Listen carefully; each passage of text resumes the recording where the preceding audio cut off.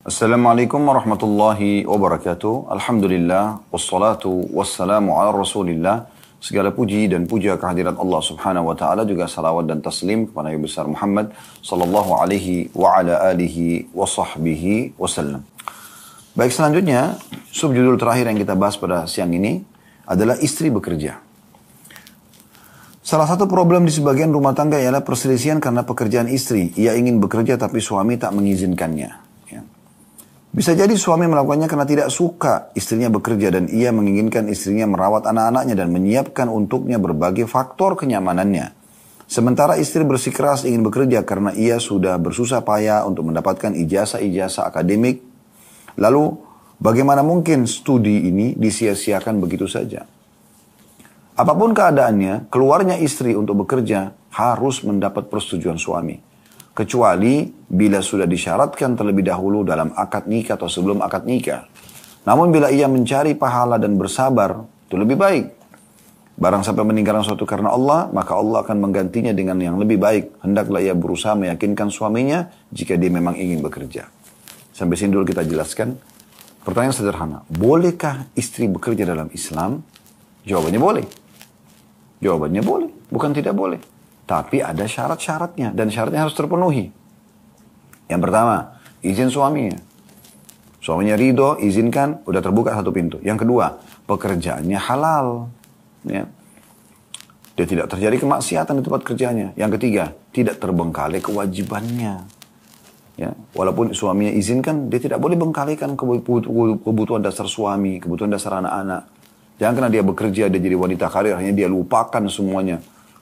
Semua diurus oleh mbak di rumah ya, atau PRT di rumah, atau bahkan dititipkan kepada ibu dia, kemudian dia sibuk bekerja. Dan ini bahaya ya, subhanallah. Ada hikmah yang luar biasa kenapa laki-laki yang disuruh bekerja dan laki-laki yang membiayai istrinya. Ada hikmah yang besar ya. Kenapa bukan anda wahai muslim yang disuruh bekerja? Anda cuma tinggal duduk manis di rumah. Sebelum nikah, ayah anda punya kewajiban menafkahi. Setelah menikah, suami anda punya kewajiban menafkahi. Kenapa? Kenapa bukan anda? Kenapa nggak disuruh? Islam tidak suruh sama-sama bekerja. Laki-laki wajib, perempuan wajib. Sama-sama hasilnya dikumpulin, sama-sama hidup dari hasil tersebut. 50-50%. Kenapa nggak seperti itu? Kan itu adil kan? Tapi tidak seperti itu. Kenapa? Karena memang fitrahnya wanita itu memang diberi dan menikmati saja.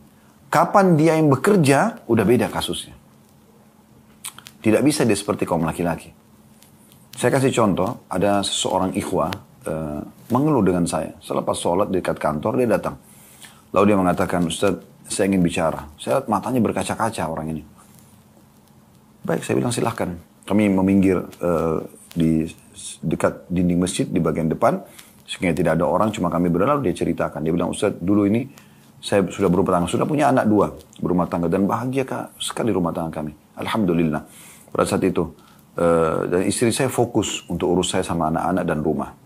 Sampai akhirnya, dia bilang tahun lalu kalau nggak salah, setahun, dia bilang istri saya mengatakan, Mas bagaimana kalau saya bekerja? Ya, tujuannya, supaya kita punya income tambahan. Itu niat awalnya. Ya.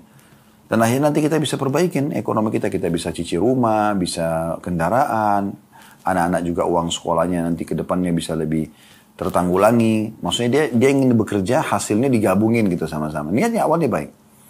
Tapi yang terjadi subhanallah, kata suaminya, baiklah, idenya bagus, tidak masalah, bekerjalah. Subhanallah, mulai bekerja, mulai terjadi perubahan-perubahan sikap. Ya. Karena si istri dapat pekerjaan di satu perusahaan yang lebih tinggi gajinya dari suaminya. Mulailah dia keluar kantor ke kantor dari sebelum suaminya keluar pagi. Jadi suaminya tidak ada yang urus. Anak-anaknya pun tidak terurus lagi, ya. Kemudian pulang pun selalu telat. Kalau pulang selalu emosional, kena capek. Pada saat suaminya berikan ke anaknya, berikan suruh pegang anaknya atau minta layanan, maka sudah tidak bisa lagi. Marah-marah, berubah total. Kadang-kadang sering pulang telat. Dan bahkan sampai pada tingkat dia bilang, saya pernah diminta jemput di satu tempat. Dia turun dari mobil bersama dengan laki-laki yang bukan mahramnya.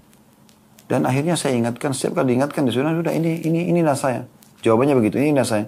Kalau tidak suka, sudah kita cerai saja. Subhanallah, berubah jadi wanita ahli surga yang tadinya sangat baik sama suaminya. Dengan sifat qana'anya, merasa cukup, maka Allah buat kebahagiaan rumah tangga. Sekarang berubah menjadi wanita ahli neraka yang luar biasa. Karena dia bangkangkan suaminya, bahkan minta cerai. Dan kata Nabi SAW apa?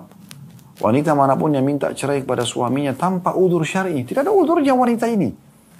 Maka haram baginya mencium bau surga. Tapi tidak ada lagi pedulian dengan masalah itu. Bagi dia adalah sudah. Ya, bisa terima ya sudah, tidak bisa ya sudah. Sampai suaminya nyesel-nyesel kenapa izinkan kerja pada satu. Jadi memang ada hikmah. Kenapa Anda tidak diizinkan bekerja? Gitu kan? Nah, kalau seandainya Anda mau bekerja pun. Baik. Ingat 3 hal tadi. Ridho suami, pekerjaannya benar halal, dan juga tidak menggalikan kewajiban. Kalau ini Anda bisa penuhi, maka nggak ada masalah. Anda boleh bekerja luangkan waktu. Misalnya, wanita ini memang wanita karir dan dia ingin perusahaannya dikembangkan. Atau dia seorang guru, dia mengajar. Atau dia mau bisnis online misalnya. Tidak ada masalah. Yang penting ingat, suami dan anak adalah nomor 1. Pekerjaan dan karir ini hanya nomor ke-30 sekian. Bukan cuma nomor 2. Jauh di bawah kewajiban suami. Jadi jangan sampai gara-gara mengejar karir dan bekerja, lupakan kewajiban utama. Kata beliau, hendaklah seorang istri senantiasa mengingat Allah SWT dalam pekerjaannya, kalaupun harus kerja. Pekerjaannya harus sejalan dengan tabiatnya sebagai perempuan dan tidak mendatangkan murka Allah Subhanahu wa taala. Bagi seorang istri yang rela meninggalkan pekerjaannya demi mencari keridhaan suaminya adalah pahala ketaatan karena Allah. Saya ulangi. Bagi seorang istri yang rela meninggalkan pekerjaan demi mencari keridhaan suaminya supaya dia fokus menjadi seorang istri dan anak dan ibu anak-anak adalah pahala ketaatan kepada Allah. Allah Subhanahu wa taala akan menggantinya dengan yang lebih baik. Pekerjaan itu akan tetap ada kapan saja ia membutuhkannya pada suatu hari nanti. Tak seorang pun yang tahu apa yang akan terjadi di keesokan hari. Tapi jika seorang istri diizinkan bekerja, maka janganlah ia kikir terhadap rumahnya dengan memberikan sumbansi dalam keuangannya. Kehidupan rumah tangga adalah keterlibatan suami istri dalam duka cita dan masing-masing berdiri sebagai satu kesatuan. Jadi, kalaupun dia harus bekerja, ingat, jangan bengkalikan kewajiban utama. Nah, itu poinnya. Ya. Dan itu pun dengan ridho suaminya. Tapi, subhanallah, saya melihat kalau wanita itu kembali kepada fitrahnya sebagai wanita yang benar, yang sejati, dia tidak mau kerja. Pasti dia berharap bisa lebih banyak waktu di rumah dengan suami, dengan anak, gitu kan. Tapi kalau fitrahnya sudah mulai rusak, maka pasti dia akan sibuk dengan masalah itu.